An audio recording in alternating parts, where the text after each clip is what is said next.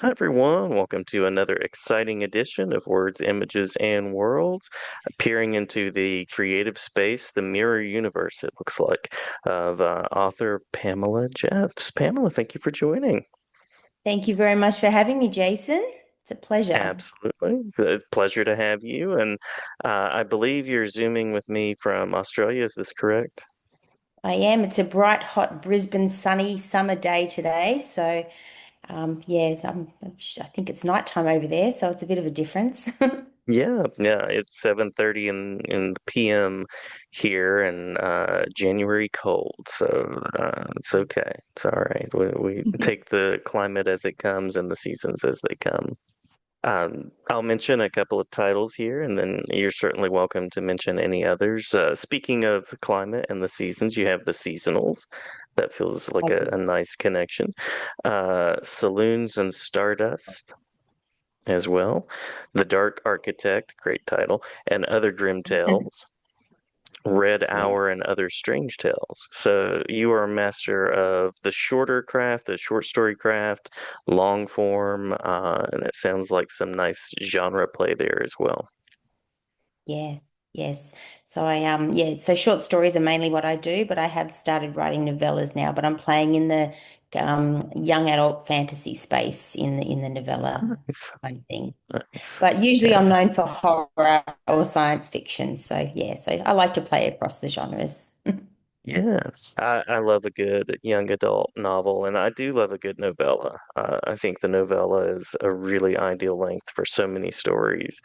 We could talk about genre and some of those questions of length, but a brief origins question. How did you become a writer and get connected with stories? Well, when I was young, I actually lived in rural Australia. So we were on a 100-acre property where my mother homeschooled me. So it was, other than books, there wasn't really much else to do. So reading was a huge part of my childhood. So the connection there to writing is that was the first time I realized that you could influence people's emotions through words. And I remember they used to send books out to me from the school library, so I couldn't pick the books; I would just get them. And I remember getting C.S. Lewis's the Lion, the Witch, and the Wardrobe. And at 10 years old, I was crying because Aslan died, and I'm like, "This you can connect with people like this. This is incredible." So Hmm. I had so I kind of started writing as a child from then, and it's just sort of like I've always been artistic. Usually prior to being an author, I was an interior designer, but I much prefer being an author and using words to paint those pictures other than construction. But that's okay. I still like the construction side of things too, the design side of things. Yeah, so that was my connection really into writing was just the ability to show people how to feel something different from my perspective, I suppose. Love Yeah. it, love it. The design of the interior mind. What was that? Sorry, it just broke I up said the there a little design of bit. the interior mind. Did it not come through?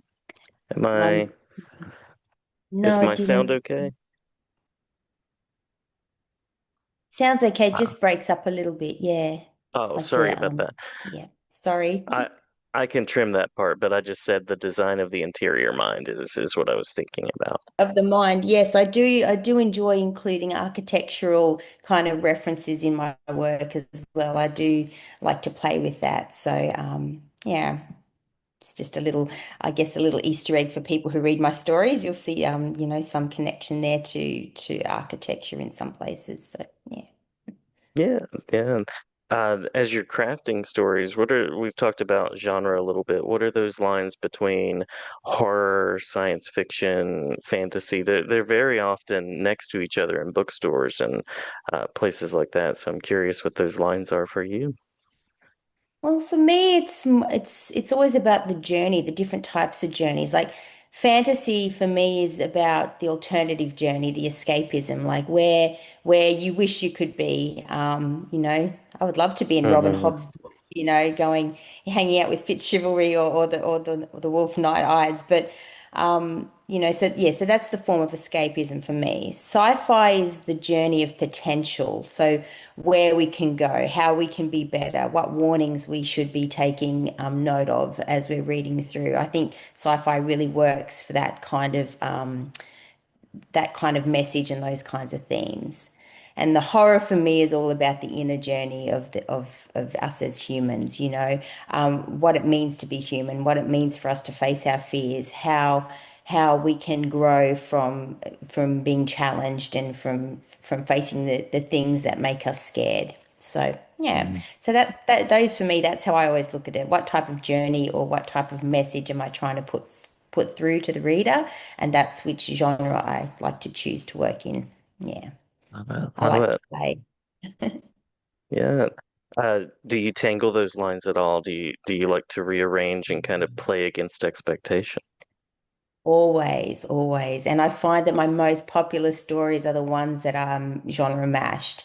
And I'm Yeah. not shy to at the end of the day, it's a good story. You want to tell a good story. So if it means that you have to do something a little bit unique and cross, genres, then I think why not? Like I guess there's Mhm. some people that would go, no, no, no, it needs to fit firmly into this. But yeah, at the end of the day, for me, it's about story, and I am, yeah, Saloons and Stardust in particular. You'll, if you read that one, you'll see Hmm. that I don't mind mashing around my genres at all. I quite enjoy it actually.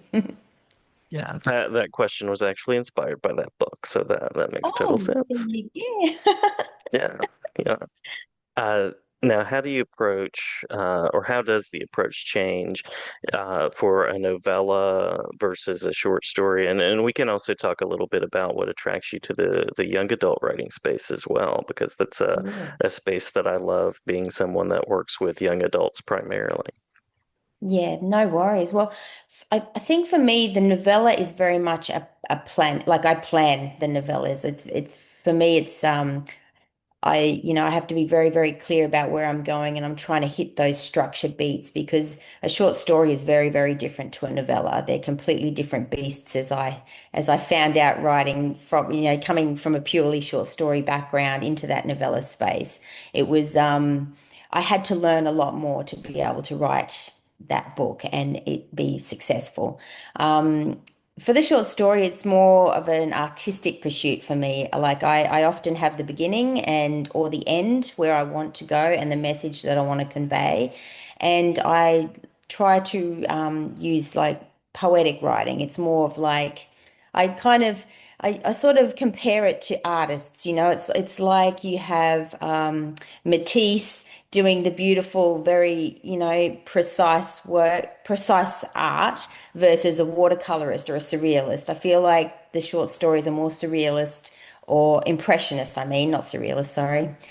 They're impressionistic. You're trying to put forward an impression. Whereas with a novella, it's more about very much hitting those beats so the reader feels what's the word? They feel oh goodness. They feel like they've achieved what they want to achieve by the end of the story. They've come away with something. So yeah, other than just an impression. And yeah, so with the young adult stuff, I have the thought that young adults these days, like they're very, very intelligent. They're very, very smart. So I don't, when I'm writing in the young adult space, I am not trying to write down from the messages or themes that I typically deal with. I know that some people would just go, there's certain things that you have to certain topics that are tropes for that sort of genre. But for me, it's about we're all human and they're growing into a space where they're becoming adults. So, respectful exposure to themes and messages that I would typically put in my adult stuff is something that I try and do. It's about the education, I suppose. Yeah. So I was going to say I have a 13-year-old. She doesn't let me get away with much. She goes, don't, I'm not a baby anymore. Make sure you write it that's, for something that's worth reading. Yeah. Good audience fitting there as well. So you have family community that's part of literacy and sharing. You also have this network of authors. I know that we have a mutual friend in Ellie Daniels, and so that must be rewarding to have kind of a group. And there seems to be a nice warm camaraderie as well among authors.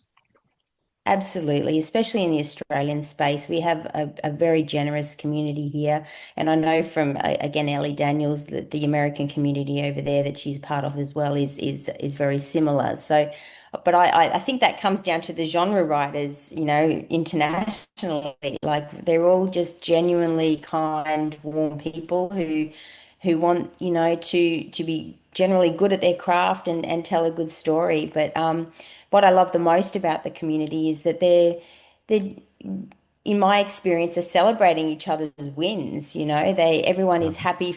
There's room for everyone is what I'm trying to say, and I think that's a wonderful thing, and I especially find that here in my community around here in Australia. Yeah, so very, very lucky to have that. Love it.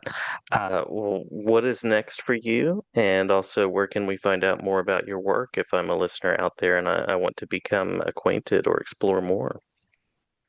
Sure. I am currently working on a second novella, which will tie into my first one, Wilder, which was released not last year, the year before.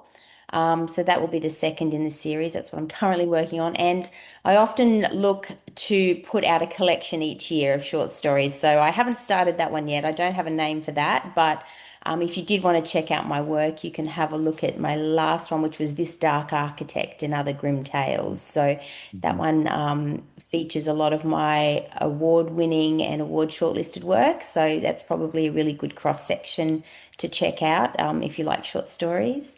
And to find more about me, I have a website at www.pamelajeffs.com, and I'm on Facebook, Blue Sky, Instagram, and not that I'm on X very much, but that's there too if that's your poison.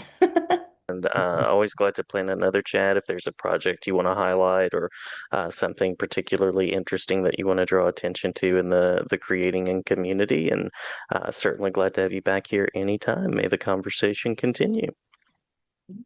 Thank you so much, Jason. It's been a pleasure.